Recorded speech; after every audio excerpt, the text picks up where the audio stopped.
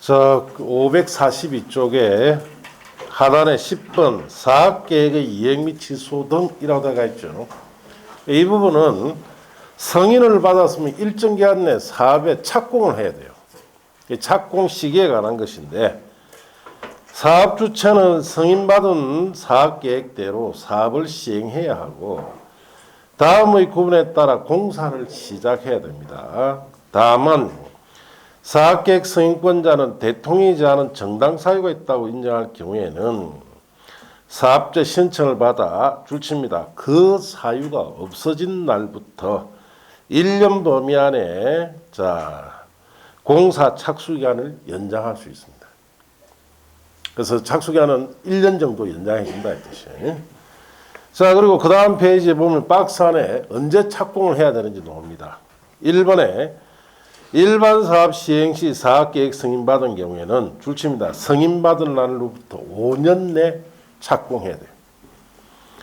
자, 2번에 분할 시행 시 사업계획 승인받은 경우에는 기획에 줄칩니다. 최초 공사를 진행하는 공구는 승인받은 날부터 5년 내 착공해야 되고, 이번에 최초 공사를 진행하는 공구 외의 공구는 해당 주택단지에 대한 최초 착공 신고로부터 2년 내에 해야 됩니다.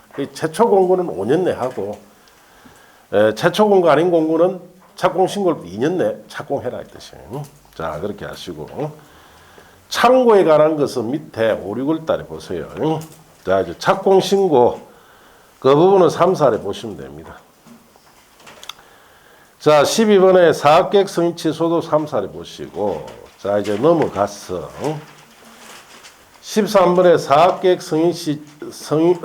승인의 취소 시 타당성 심사 이런 것은 다 5, 6월 달에.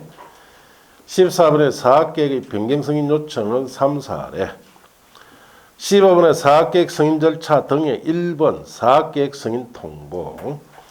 사업계획 승인권자는 사업계획 승인 신청 받은 때 정당 사유가 없으면 줄칩니다. 신청일로부터 60일 내에 사업 주체에게 승인 여부를 통보해야 됩니다. 60일 안에 승인 여부 통보해 준다. 그렇게 줄쳐 보시고, 양갈로 2, 3, 4, 5는 다 5, 6월 달에 보시면 됩니다. 자, 그 다음에 16번에 사업계획의 통합심의라고 되어 있죠. 버리세요. 자, 그 다음 페이지 17번에 사업계획 승인의 효과라고 되어 있죠. 찾았습니까? 예, 버리세요. 547쪽까지 다 버리세요. 자, 그 다음에 넘어가면 18번에 매도 청구 등이라고 되어 있죠. 3, 4쪽에 보면 돼요. 자, 옆 페이지 가시면은 19번 소유자 확인이 곤란한 대지 등에 대한 처분 5, 6월 달에 보시고, 밑에 사업 시행에 관한 조치 등은 1번 토지의 출입 등은 5, 6월 달에. 여러분 시험에 이 부분은 거의 안 논다고 보셔야 돼요. 이번에 토지의 출입 등에 관한 손실보상 5, 6월 달. 4번에 공공시설의 기속 등이라고 되어 있죠. 밑에 버리시고. 옆 페이지 가면 자, 거기 5번에 국공유 등 우선 매각 임대 3, 4를 보세요. 6번에 한지 방식에 의한 도시개발 사업의 조성된 대지 활용도 3, 4를 보세요. 자, 7번에 그 다음 페이지 토지 매수 업무 등 위탁 찾았습니까? 5, 6월 달에. 자, 8번에 주택건설 사업 등에 대한 임대주택 건설 등 5, 6월 달에.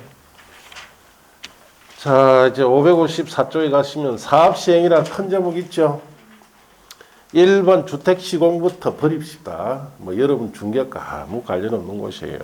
자, 옆 페이지 다 버리시고, 자, 그 다음에 556쪽에 하면 2번 간선시설이라 되어 있죠. 찾았습니까? 이거는 여러분 시험에 내면 안 되는 부분이에요. 근데 17회 때 한 번 내가 엄청나게 이적이 많이 했습니다. 공인중개업과 아무 관련 없는 거 냈다고. 자, 그래서 문제풀이 때 한번 보고, 저 옆 페이지 하단에 가면 3번 주택감리 등이라 되어 있죠. 이것도 사실 여러분 시험에 내면 안 돼요. 그런데 자, 얼마 전에 한 번 내가지고 말 많습니다. 이것도. 자, 문제풀이 때 한번 봅니다. 그 다음 페이지 가면 4번 사전방문 등 찾았습니까? 이게 뭐냐? 자, 여러분이 아파트를 분양받았어요.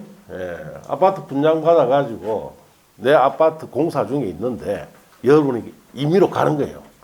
그럼 공사장에서 맞겠죠? 나 사전 방문하러 왔다. 그래서 공사장이 이게 저게 다 둘러보면서 야, 이거 하자다. 이거 하자 고치라. 이렇게 할 수 있는 내용이에요. 자, 여러분이 전문적 지식이 있습니까? 뭐가 하자인지를 알 수가 없는데 결국 이 무슨 법이냐? 이 포퓰리즘에 관한 법이에요. 예. 현실성이 아무것도 없는 법입니다.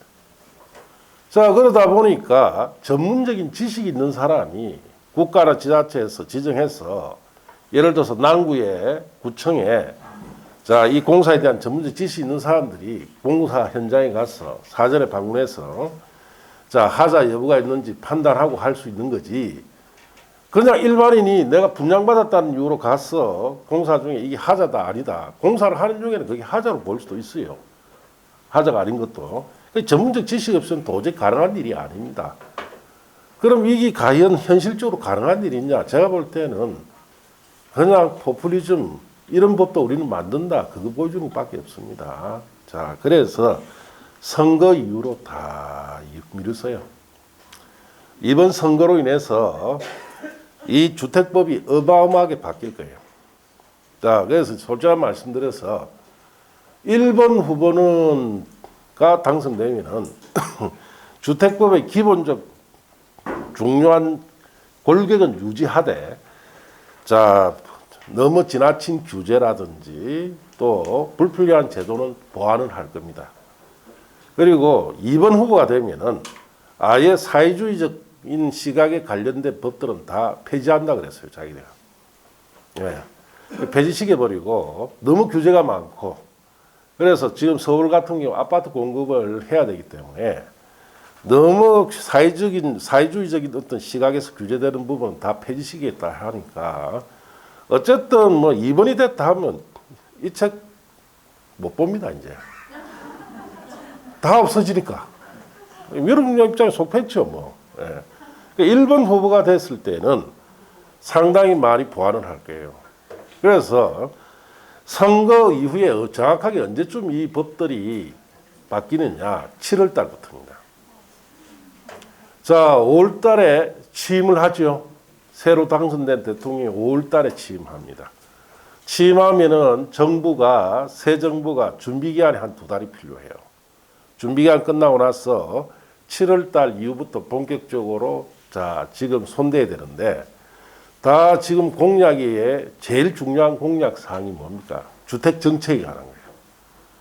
그래서 주택 정책을 거의 1번으로 지금 공약을 걸고 있기 때문에 자, 결국은 서울에 아파트 공급을 안 하고는 안 되죠. 예, 그러니까 손을 7월 달부터 아마 대대적으로 볼 것 같습니다. 그런데 손을 볼 것 같은데 공부를 하면 됩니까? 그만큼 어리석은 그 공부하는 사람으로서 자격이 안 갖춰져. 그러니까 이거 뻔히 바뀔 것 같은데 공부할 필요가 없죠. 예, 그래서 결국은 이런 부분은 선거 이후로 미루는 것이 좋습니다. 알겠습니까? 예. 지금 뭐 전 세계적으로 난리가 났죠. 우크라이나하고 러시아하고 전쟁이 터졌는데 결국은 이 전쟁은 저는 개인적으로 볼 때 그렇습니다. 신냉전이란 말을 많이 하죠. 공산주의와 자본주의의 대결입니다. 대결. 예. 우리나라는 어디 있어야 됩니까? 예. 여러분 스스로 한번 반문해 보세요. 어디에 써야 될지. 자, 그래서 전세가 이렇게 시끄러운 거예요. 어쨌든 이제 코로나가 갈라는 것 같습니다. 저는 개인적으로 판단이 이제 코로나 시대가 이제 없어질 것 같아. 그래 전쟁이 터졌지. 본래 큰 거 하나 터지면 지금까지 해오던 안 좋은 것이 하나가 날아갑니다. 그래서 이제 코로나도 어떡합니까 지금? 이제 방귀 패스 안 하죠? 좀 있으면 이제 마스크 벗으라 할 거예요. 왜? 빨리 오미크론 같은 게 빨리 퍼져가지고 전 국민이 항체성 하는 게 오히려 더 빨리 낫다. 그러니까 지금 자영업자들한테 자, 돈을 뭐 얼마씩 지원해 주는데 그거로 자영업자들이 보충이 됩니까? 안 돼요. 그럼 어떻게 됩니까? 영업제한 폐지시켜야 되죠. 예. 그리고 이제 방역 필수도 안 하고 영업제한 폐지시켜서 제대로 된 장사를 할 수 있도록 해서 돈을 벌 수 있도록 해줘야 되는데 결국 뭐 어정쩡한 돈 지원해줘봐야 결국은 그 빚은 누구 책임이요? 우리가 다 부담해야 되는 거예요. 예. 자, 그래서 이제 뭐 최근에 10몇만 명씩 노는데 막 이달 중순쯤 되면 정점이 안 되겠느냐, 한 30만 명 봅니다. 자, 그러다가 확 외국처럼 어떻습니까? 확 줄어버리겠죠.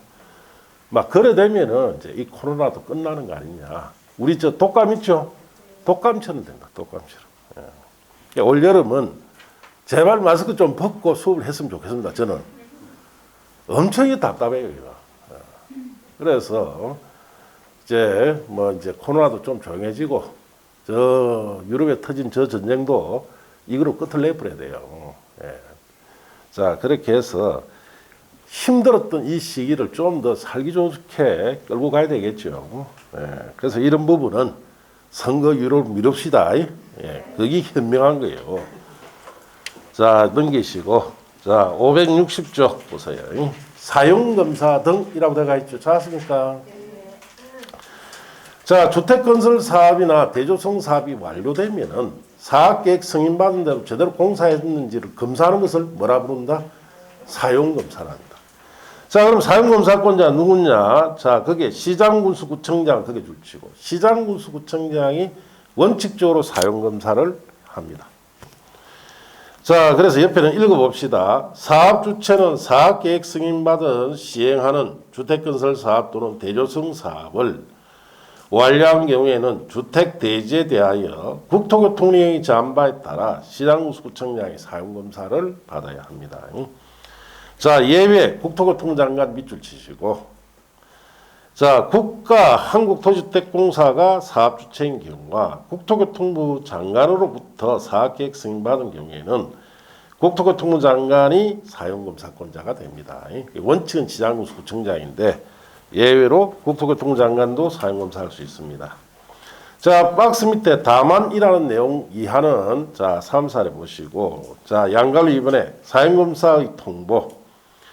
사용검사권자는 사용검사 대상인 주택 대지가 사업계획 내용에 적합한지 여부를 확인한 후에 줄칩니다. 신청부터 며칠 안에 15일 내에 사용검사를 해야 됩니다. 자, 양갈로 3번에 사용검사 효과는 3살 이후에 보시고, 그 다음 페이지 4번에 시공보증자 등 사용검사도 3살 이후에 보세요. 밑에 5번에 사용시기도 3살 이후에 보시고, 자, 그 다음 페이지 가시면, 자, 큰 6번에 공업화 주택 인정 등이라고 되어 있죠. 버리세요. 옆 페이지까지 버리세요. 자, 이제 564쪽에 주택 공급으로 갑시다.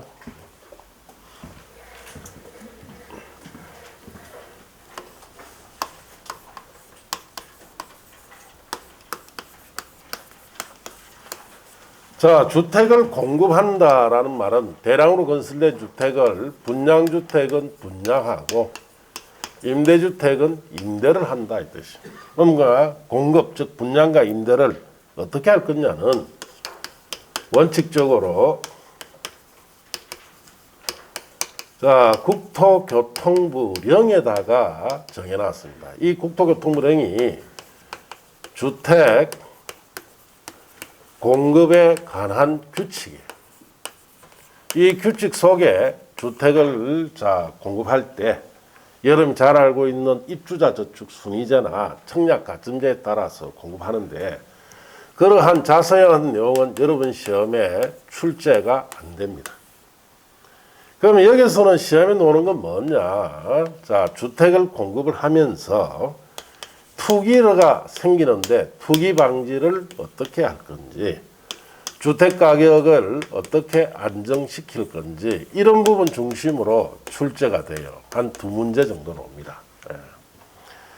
자, 그래서 이 부분이 투기 방지나 가격 안정에 관한 것이 위주로 출제되는데 이게 지금 선거와 직결되어 있는 부분이에요. 예. 선거 이후에 이 부분이 상당히 많은 변화가 예상이 될 수 있습니다. 예. 그래서 이런 부분에는 지금은 자세한 걸 할 수가 없어요. 그래서 중요한 사항 중심으로 정리를 합니다. 자, 그럼 여러분 책에 보시면은 자, 1번에 주택의 공급에 보세요. 사업 주체 갈로 뛰어넘으시고 자, 셋째 줄에 자, 셋째 줄 끝에 옵니다. 는 법 54조 1항에 정한 바에 따라 주택을 건설 공급해야 된다. 그럼 법 54조 1항이 뭐냐라고 우리가 물을 수가 있겠죠. 54조 1항이 옆에 보시면 심하라고 되어 있죠. 그 부분이. 자, 1번에 봅시다. 사업주체 줄칩니다. 갈로 안에 공공주택 사업자는 제의한다 줄치고 입주자를 모집할 경우에 국토교통령이 정한 바에 따라 그 다음 줄칩니다. 시장군수구청장의 승인 복리시설일 때는 신고를 말한다를 받을 것 줄쳐서요. 자, 그래서 사업주체가 입주자 모집할 때는 입주자 모집 승인을 받아라. 복리시설 때 신고해라 이 뜻이에요. 그런데 공공주택 사업자는 제외한다라고 밑줄 쳤죠. 공공주택 사업자일 때는 승인 받는다, 승인 받지 않는다. 승인 안 받아요. 그게 시험에 자주 옵니다. 이래놓아요. 한국토지주택공사가 입주자 모집할 때는 입주자 모집 승인 받는다 맞습니까? 틀렸습니까? 틀리겠죠. 한국토지주택공사는 공공사업자이기 때문에 승인 받지 않습니다. 자주 노는 내용이니까 주의하시고 이번에 사업주체가 건설한 주택을 공급할 경우에 첫째, 국토교통령이 정하는 입주자 모집 조건, 방법, 절차, 입주금 갈로 뛰어넘으시고 의 납부 방법, 시기, 절차, 주택 공급 계약의 방법, 절차 등에 적합해야 됩니다. 이 자세한 내용은 전부 다 저기에 있는 국토교통부령이 정해놨으니까 자세한 내용은 출제가 안 돼요. 두 번째 까만 점에 국토교통령이 정한 바에 따라 백지, 바닥재, 주방용구, 조명기구 등을 제한 부분을 가격을 따로 제시하고 이를 입주자가 선택할 수 있도록 해야 되는데 이 자세한 내용도 국토교통부령에 정해놨기 때문에 출제될 수가 없습니다. 자, 옆에 가면 2번에 공급받는 자의 자격 등이라고 되어 있죠. 주택을 공급받으는 자는 국토교통령이 정하는 입주자 자격, 재당첨 제한, 공급 순위 등에 맞게 주택을 공급을 받아야 합니다. 자, 이것도 자세한 내용이 국토교통부령에 있기 때문에 자세한 내용은 출제가 안 됩니다. 자, 3번의 겸동주택의 서류 제출부터 그 다음 페이지에 5번에 자, 공급받기 위한 조건 등까지는 3사례 보시고 자, 내려가서 6번에 주택 공급 업무 대행 등이라고 되어 있죠. 그거는 버리세요. 자, 그 다음 페이지 7번에 입주자 저축이라는 제목 찾았습니까? 자, 그거는 5, 6월 달에 보세요. 자, 옆 페이지 가면 하단에 8번 주택의 분양가격 제한 등 분양가 상한제 정주택이라 되어 있죠. 뭐 여러분 시험에 매년 노다시피 노는 부분인데 자, 이것이 이제 지금 선거와 아주 직결되어 있는 부분입니다. 그래서 선거 후보자들한테 노골적으로 신문기자들이 질문했죠. 분양가 상한제를 어떻게 할 거냐고. 예.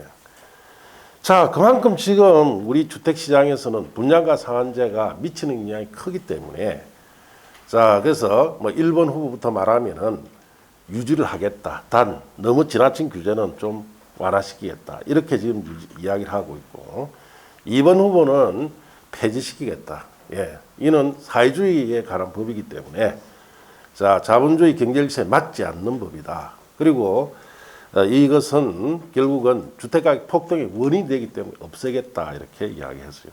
뭐 3번, 4번은 관심 없습니다. 뭐 될 사람들에만 관심 가지면 되죠. 자, 그래서 봅시다. 자, 분양가 상한제다라는 제도는 말 그대로 분양가격, 주택의 분양가격을 상한을 두겠다. 풀었으면 이렇습니다. 일반에게 공급되는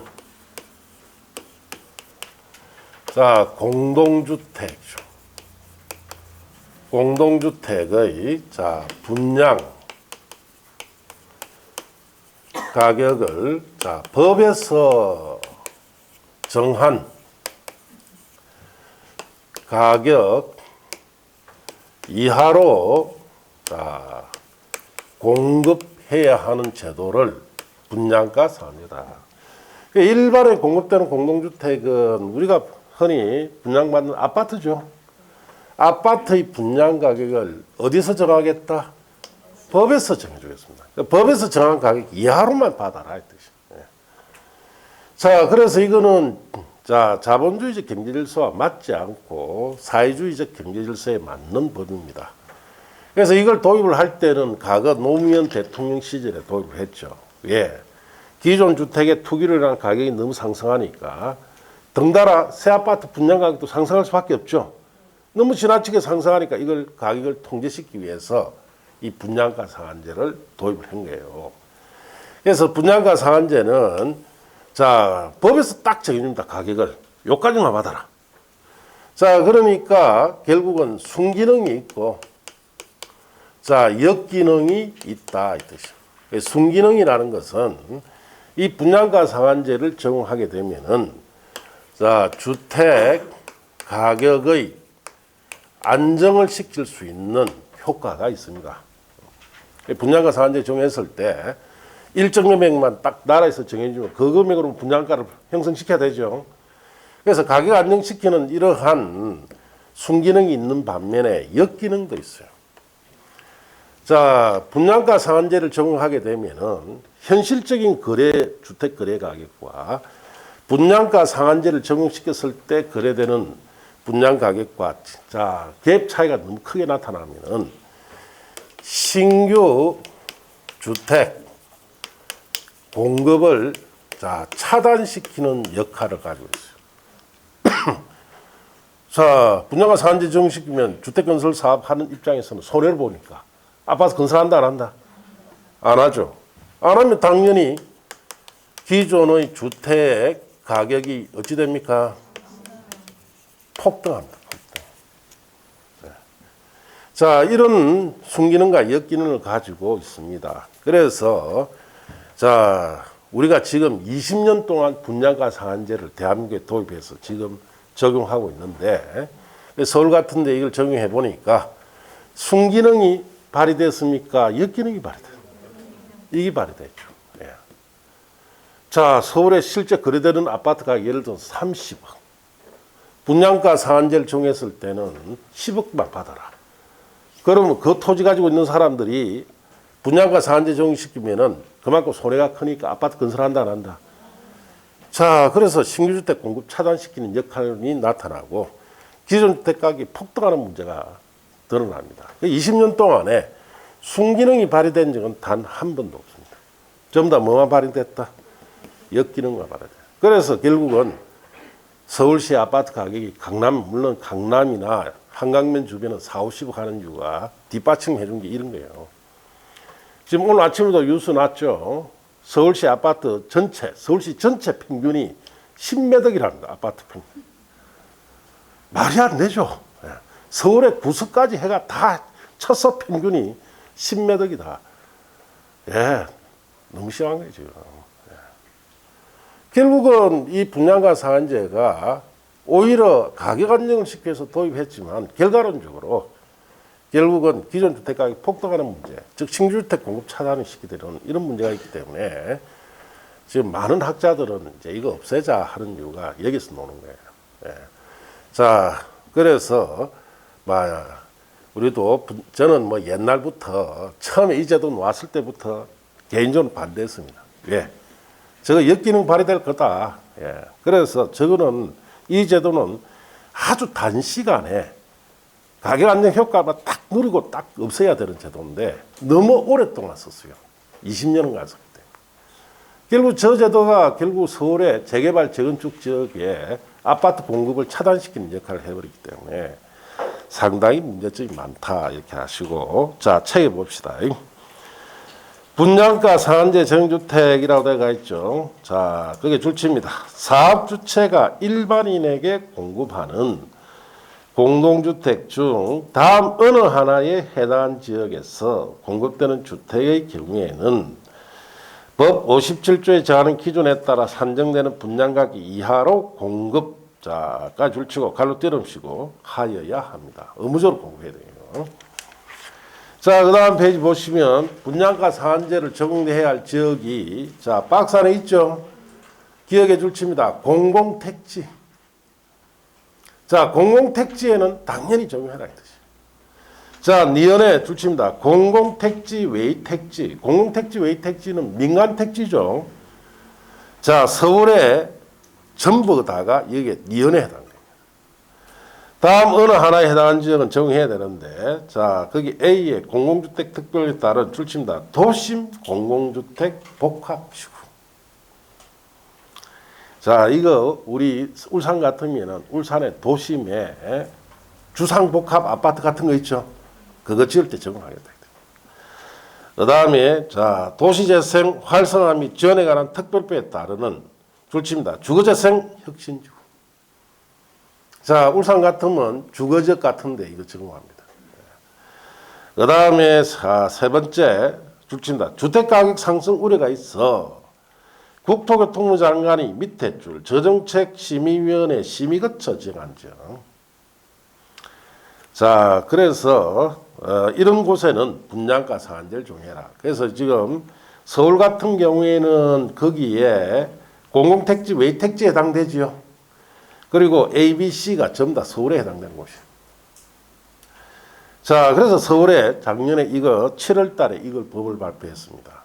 분양가 상한제를 7월 달에 딱 적용하니까 아파트 가격이 떨어졌습니까? 올라갑니다. 올라갔죠, 또. 그래가 정부가 이제 마지막으로 꺼낸 카드가 이 카드예요. 자, 아파트 가격이 안 내려가니까 결국은 자, 더 이상 주택법에서는 규제할 게 없죠. 뭐 2중, 3중 다 규제했는데. 그래서 최종적으로 11월 달에 각 집마다 세금 고지서가 나가죠. 니는 5천만 원을 내라. 니는 7천만 원을 내라. 완전히 세금 폭발되기 시작합니다. 종합부동산세죠. 보유세. 자, 그 세금 받았는데 가격이 더 올라가. 더 올라가. 예. 결국은 이거는 결국은 이런 정책을 가지고는 서울시의 아파트 가격 안정시키지 못합니다. 그래서 나라에서 공급 정책을 늘려야 돼요. 저렴한 주택의 공급을 많이 해야 됩니다. 자, 그래가지고 전에 제가 한번 전주에 말씀드렸죠. 소형주택 제도 있죠. 도입해가 10평에 방 3개가 들어갑니다. 참 아늑하다. 바로 댓글 올라가 버렸죠. 오글오글하게 닭장 같은데 니 한번 살아봐라. 그러니까. 오늘 이제 법 바꿨습니다. 그것도. 아시겠습니까? 60제곱, 85제곱미터까지 면적 올리겠다. 이 정부가 생각하는 머리가 돌수줄이나. 내가 어떻게 10평 안에 그 방 3개를 넣어가지고 어떻게 산단 말이야, 그게. 그걸 뭐 누구를 상대로 만드느냐. 신혼가정을 상대로. 그러니까 그 10평 안에 어떻게 방 3개에다가 화장실, 부엌 다, 그거는 닭장이죠. 예. 결국 그렇게 정책을 펴다가 된통 맞는 거예요, 지금. 예. 그래서 오늘 아침에 법 발표를 보니까 85제곱미터, 25.7평 있죠. 그래서 아파트 평수로는 34평 정도 규모로 다시 이제 면적을 올리겠다 이렇게 발표를 했어요. 자, 어쨌든 예, 그래야만이 사람이 살 수가 있죠. 그 정도는 돼야. 예. 자, 그렇게 하시고 옆에 보시면 거기에 핵심이라고 되어 있죠. 찾았습니까? 분양가 상한제의 제외 대상. 자, 여기는 분양가 상한제 적용하지 마라 이 뜻이죠. 1번 줄칩니다. 도시형 생활주택. 자, 줄치시고. 자, 여기는 분양가 상한제 적용 안 합니다. 이 자체가 저가주택이니까. 2번에 자, 줄칩니다. 경제자유구에서 건설 공부하는 공동주택까지 줄치고. 자, 으로서 분양가 제한을 정하지 아니하기로 심의 의결했을 때 정하지 않는데 이게 뭐냐? 경제자유구역에서 우리 건설 공급하는 공동주택은 자 주로 경제자유구역에 누가 삽니까? 외국인들 많이 살아요. 그래서 외국인들 상대로 공급되는 공동주택에는 정하지 않는다 이 뜻이죠. 그다음 3번에 자 줄칩니다. 관광특구에서 건설 공급하는 공동주택으로서 층수가 50층 이상이거나 높이가 150m 이상인 경우에는 정하지 마라. 관광특구 같은 경우에는 저 부산의 해운대 센터 같은 데죠. 거기 가면은 고층 아파트, 고급 아파트도 있죠. 그런데 정화 안 한다 이 뜻이죠. 자, 그다음 4번에 줄칩니다. 한국토주택공사 또는 지방공사가 다음의 정비사업 시행자로 참여하는 등까지 줄치고 대통령이 자하는 자 공공성 요건을 충족한 경우로서 해당 사업으로 건설 공급하는 주택은 적용하지 않는데 그럼 한국토주택공사, 지방공사가 참여하는 정비 사업이라는 것은 밑에 까만 점 2가지가 있죠. 그 갈로 묶였습니다. 옆에다 소규모 사업. 소규모 사업이에요. 자, 그래서 정비 사업으로 면적, 세대수 등 대통령이 정하는 요건에 해당하는 사업이나 소규모 주택 정비 사업 같은 이런 소규모 사업으로 한국토주택공사가 또는 지방공사가 사업 시행자 참여했을 때는 자 분양가 상한제를 정하지 않도록 하겠다 이 뜻입니다. 5번 줄칩니다. 공공재개발 사업에서 건설 공급되는 주택도 분양가 상한제 적용하지 않고 6번 주거재생 혁신지구에서 시행하는 줄칩니다. 그 다음에 혁신지구 재생사업 중에 대통령이 그 다음 그냥 보세요. 대통령령으로 정하는 면적 세대수 이하 사업에서는 건설 공급되는 주택은 정하지 않는데 이 대통령이 정하는 면적이나 세대수라는 것은 뭐 300세대 이하 이런 겁니다. 1만족 미만 이런 거니까 이것도 소규모 사업이에요. 자 이럴 때는 정하지 않는다 이렇게 아시면 돼요. 자 그리고 옆에 동그라미 2번부터 있죠. 예, 동그라미 2번부터 자, 그 다음 페이지 동그라미 6번까지 찾았습니까? 네. 선거 이유로 미룹시다. 자, 그리고 그 밑에 양갈로 이번에 분양가 상한제 정주택의 입주자 거주문화 되어 있죠. 이것도 뭐 시험에서는 굉장히 중요한 제도입니다. 예. 여러분 암기 프린트도 이게 들어가 있어요. 이게 무슨 말이냐? 자, 분양가 상한제 정주택을 공급받았으면은 의무적으로 살아야 돼요. 몇 년, 5년 범위 안에 정해진 기간 안에 살아야 돼요. 자, 봅시다. 거주 의무 대상 주택에 해당하는 주택의 입주자, 상속받은 자는 제외하고 해당 주택의 자 줄칩니다. 해당 주택의 최초 입주 가능일부터 5년 범위 내에서 자, 국가는 줄치고 해당 주택 분양 가격과 국토교통부 장관이 고시하는 방법으로 결정된 인근지역 주택 매매 가격 비율에 따라 대통령이 정하는 기간, 즉 거주 의무 기간 동안 계속해서 해당 주택에 거주해야 됩니다. 자, 그래서 그 다음 페이지 넘어가시면은 참고에 거주 의무 기간이라 되어 있죠. 1번에 사업 주체가 수도권 정비계획부에 따라서 자 줄칩니다. 수도권에서 건설 공급되는 분양가 상한제 정주택. 그래서 서울에 아파트 건설하면은 다 여기에 해당됩니다. 이럴 때 자 첫째 칸에 공공택지 거기 붙여주시고 공공택지에서 건설 공급되는 주택으로서 자 1번 줄칩니다. 분양 가격이 인근 지역의 주택 매매 가격의 80% 미만일 때는 몇 년? 5년간 거주해라. 2번 줄칩니다. 분양가 인근 지역 주택 매매 가격의 80% 이상 100% 미만일 때는 몇 년? 자 3년간 거주해야 돼요. 자 그다음 공공택지 외 택지 거기에 줄치고 자 여기서 건설 공급되는 주택일 때는 분양 가격이 인근 지역의 주택 매매 가격이 얼마? 80% 미만일 때는 3년. 또 줄칩니다. 분양 가격 인근 지역 주택 매매 가격의 80% 이상 100% 미만일 때는 자 2년 동안 거주해야 돼요. 자, 그 다음에 이번에 줄칩니다. 행정중심 복합도시 중 투기가일지구에서 건설 공급되는 주택 줄치고. 이 무슨 말이냐. 행정중심 복합도시는 세종시죠. 자, 세종시에 정부기관이 이전되면은 그 소속 공무원들도 같이 이전해 가야 되죠. 그럴 때 그 공무원들에게 주택을 줍니다. 특별 공급해줘요. 자, 이렇게 특별 공급받은 자, 이 주택은 자, 거주 기간이 몇 년? 3년 줄치고. 자, 3번에 공공재개발 사업이 건설 공급되는 주택 줄치고 분양가 인근지역 주택 매매 가격 100% 미만일 때는 2년간 거주해야 됩니다. 그러니까 이 기간 동안 의무적으로 거주해라 이 뜻이에요. 예. 자, 그래서 시험 내기는 굉장히 좋습니다. 그래서 우선 이런 것이 있다 정도만 아시면 돼요. 알겠습니까? 만일에 분양가 상한제 폐지하면 이것도 다 같이 어떻다? 다 같이 없어집니다. 이 책에 주택법에 많은 부분이 없어집니다. 자, 그리고 그 밑에 심하 이런 부분 이하는 전부 다 선거유로 미룹시다. 예.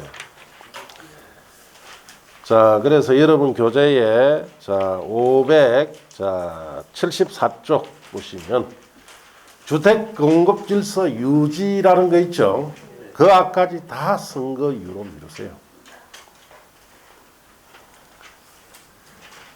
자, 이제 이번에 주택 공급 질서 유지에 1번 공급 질서 교란 행위 금지로 가봅시다.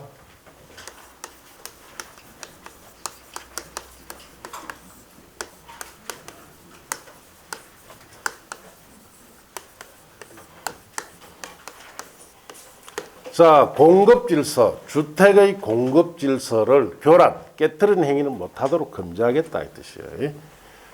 자, 그래서 예를 들어서 자, 여기 어디 역세권이. 자, 이 역세권에 5천 세대의 아파트를 공급하려고 합니다. 자, 그래서 갑이라는 떴다방이 떴습니다. 자, 우리가 떴다방, 갑이라는 떴다방이 여러분이 알고 있는 모델하우스 앞에 당첨일 날, 분양권 삽니다. 서붙인 사람들 있죠? 그건 떴다방이 아니에요. 예, 이런 사람들이 전문적인 떴다방. 자, 엄청난 자금력과 인력을 가지고 있어요. 예. 이 사람은 미국 LA에서 딱, 그 비싼 동네 살면서 전화로 다 작업시시 다 합니다. 예, 한국에 없어요. 예. 자, 그래서 한 번에 한 건에 한 아파트 단지에 이런 거에서 수백억씩 챙겨갑니다. 한 푼도 안 들이고. 자, 그래서 갑이 입주자 저축 1순위짜리. 자, 1만 구자. 자, 우리나라는 현행법상 입주자 저축은 1인 1구자 밖에 가입이 안 되죠. 만구자라는 하면 만 명의 명의를 빌렸다 이 뜻이에요. 그럼 만 명이 누구냐? 노숙자입니다, 대부분. 서울역 대합실이나 이런 데 가보면은 골판지 깔아놓고 저 구석에 자고 있는 사람이 있죠. 가서 탁 껴. 15만 원 벌이 할래, 안 할래? 이랍니다. 그럼 당연히 그 사람들은 인생 포기한 사람이니까 15만 원 벌이 할라 하죠. 네 죽는 거 가지고 있나? 있다. 가자, 그럼. 은행 가서 계좌개설해. 그런 사람들은 아무 생각이 없어요. 자, 그래가 15만 원 주면 이제 그날 딱 머릿속에 하나 박혀 있죠. 삼겹살에 소주 한 잔 먹는 거. 그것밖에 생각이 없어. 15만 원 준다니까 개설해. 자, 여기에다가 분장 신청해. 자, 그래서 300세대가 당첨됐어요. 자, 그러면 300세대에 대한 분양권을 가지고 있다 이 말이죠. 갑이. 자, 그리고 이제 갑의 직원들이 자, 1단계 작업을 합니다. 이 아파트 단지 주변에 수백 군데의 공인중개사 사무실 있죠. 자, 그래서 갑의 직원 한 200명이 활동합니다. 예. 그래서 이 작업 끝나면 한 앞에 얼마씩 주는지 압니까? 5천만 원씩 줍니다. 200명한테. 그럼 얼마? 100억이 나가요. 인건비로. 예. 그럼 지는 얼마나 무야 되겠습니까? 200억 이상 묻겠지. 예. 자, 전화부터 합니다. 이 아파트에 분양권이 매물로 놓은 게 있습니까? 문의 전화를 해요. 한 사무실당 10번 이상씩 전화합니다. 수백 명이 돌아가면서 계속. 자, 그럼 한 보름쯤 지나면 이 아파트에 대한 분양권에 대한 인기가 어떻습니까? 엄청 높아지기 시작합니다. 그래서 갑자기 피가 붙더라고요. 얼마? 5천만. 이 아파트 분양권의 피가 5천만. 없어서 지금 못 판다. 예. 자, 그러면서 계속 작업하면서 또 어떤 작업을 하냐. 2단계에서는 300세대 분양권을 저가 냈다가 또 다른 집으로 가서 사가 와요. 한번 작업을 또 돌립니다. 자, 그러다 보니까 더 난리가 났죠. 피가 얼마? 1억. 자, 이제 3단계 작업을 합니다. 무슨 작업을 하느냐. 자, 이 아파트 분양권이 곧 열흘 안에 2억 올라간다. 피가. 자, 지금도 들어가도 1억 번다. 자, 이게 소문이 팽배하기 시작합니다. 이 작업 다 하죠. 자, 그때 이제 누가 등장하느냐. 눈 멀고 욕심 많은 개인들이 들어옵니다. 그게 누구요? 우리 아닙니까, 우리. 1억에도 한 벌어보려고 쭉쭉 들어와요. 그때 300세대 있죠. 분양권 다 젖는 겁니다. 나는 쪽쪽 1억에 다 사갔습니다. 1억에. 네. 자, 그리고 난 뒤에 딱 300개의 분양권이 팔리고 나면은 쟤들 하루아침에 다 철수해 봅니다. 돈 분배 딱지기 뿌리고. 네. 자, 그리고 나면은 거래가 있다 없다. 그 다음날 아침부터 전화 한 통 없어요. 조용합니다. 예. 아무 거리 없어요. 자, 그러면은, 자, 피가 떨어져야 되죠. 한 달이 지나도 거래 없고, 2달이 지나도 전화 한 통 없습니다. 계속 들고 있으려니까 은행 이자 부담도 있고, 막 크죠. 그 아파트에 또 중도금 내라죠. 막 압박이 들어오니까 결국은 피가 마이너스 피가 없어요. 예. 그래서 마이너스 피 받고 던질 수밖에 없어요. 자, 이런 식으로 해서 갑이라는 사람이 이 아파트의 공급질서 다 깨뿌리죠. 이거 금지하는 내용입니다. 이런 행위 못하도록, 자, 갑뿐만 아니라 여기에 명의 빌리 준 사람까지 다 처벌할 수 있는 이런 규정을 마련한 것이 공급질서 교란 행위 금지인데, 제가 지금 이야기한 것은 실제 이야기입니다. 예, 그래서 지금부터 2015년 14전 이럴 때 부산에 떴다방이 떴어요, 사실은. 아파트 아주 좋은 아파트 2개. 하나는 롯데고 하나는 현대 아이파크인데 저도 그걸 알았지. 예. 그래서 제 아는 사람 다 명의 신청 다 했어요. 그래가 되면은 얼마 생깁니까? 1억 생기잖아. 얘들 던질 때 나도 같이 던지면 돼요. 어려울 거 아무것도 없어. 문제는 당첨이 돼야 해. 네. 당첨이 안 돼요. 당첨이. 어째 복이 없어가 그런다니. 그 뻔히 알고 이거 용돈벌이가 놓쳐진 거예요. 예. 그래서 이거 보고 따라 들어가는 사람도 굉장히 많습니다. 그러니까 당첨된 사람들은 5천, 1억 벌었다라는 말들이 쉽게 나오는 거예요. 얘들 던질 때 같이 던지는 거예요. 예.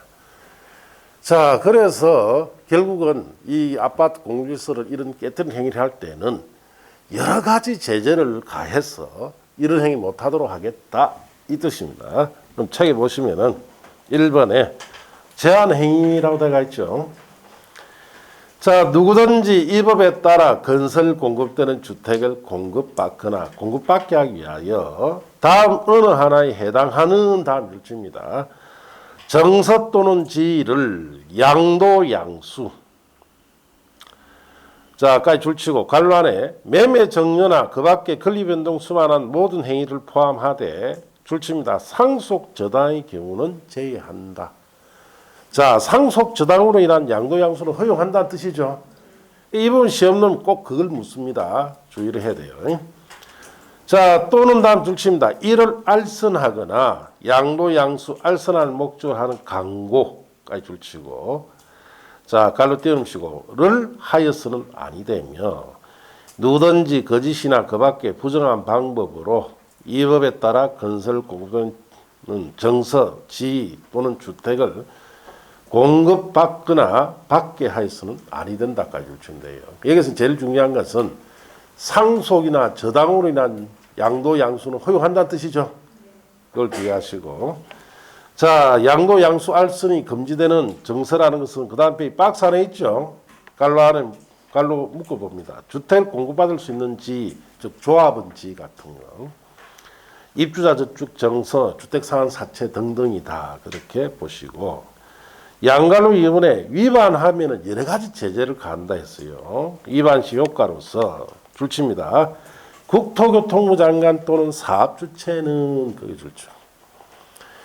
다음 어느 하나에 해당하는 자, 즉 위반자에 대하여 또 줄칩니다. 그 주택 공급을 신청할 수 있는 지위는 무효로 하거나 이미 체결된 주택 공급 계약을 취소하여야 한다. 자, 그렇게 아시고 박스는 참고하세요. 2번 또 주택을 환매할 수도 있습니다. 줄칩니다. 사업주체는 고란 행위를 한 자에게 다음에 산정된 주택가격에 해당 금액을 지급한 경우에는 그 지급날에 사업주체가 그 주택을 취득한 것으로 본다. 그렇게 줄치고 퇴금명령. 자, 사업주체가 매수인에게 주택가격을 지급하거나 매수인을 알 수 없어 주택가격 수령을 통제할 수 없을 경우에 등 다음에 대통령이자 하는 사위에 해당하는 경우에는 주택가격을 그 주택이 있는지를 관한 법원에 공탁한 경우 그 다음 줄칩니다. 그 주택을 입주한 자에게 기간 정해서 퇴금명령도 할 수 있습니다.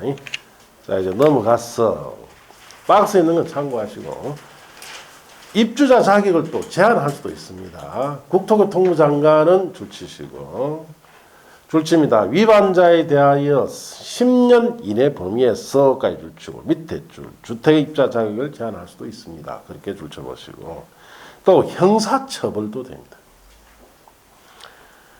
자, 그래서 이래 규정을 위반하여 정서지를 양도 양수한 자 또는 알선한 자 또는 거짓 그 밖에 부정한 방법으로 정서나 지 주택을 공급받은 자에게 대해서는 줄칩니다. 3년 이하 징역에 3천만 원 이하 벌금에 처할 수도 있습니다. 자, 그래서 제재 조치는 여러 가지죠. 예, 요즘은 있다 없다? 요즘 아예 없습니다. 왜 아예 없느냐? 2017년 이래로 지금까지 뭐 거래를 하도록 했습니까? 못 하도록 했습니까? 못 하도록 다 막아버렸죠, 정부가. 그러다 보니까 요즘은 아예 이런 뜻다방을 보기가 힘들어요. 자, 거래 자체가 안 되니까 그렇습니다. 자, 밑에 이번에 저당권 설정 등 제한에 관해서는 5, 6월 달에 보시고 자, 그 내용이 579쪽까지 되어 있죠. 579쪽에 보시면 동그라미 6번, 7번, 8번 있죠. 그거는 없애세요. 버리세요. 자, 그렇게 하시고 자, 이제 580조에 가시면은 사용검사 후 매도 청구 소송 등이라고 되어 있죠. 자, 여기서부터 또 잠시 쉬었다가 하도록 합시다.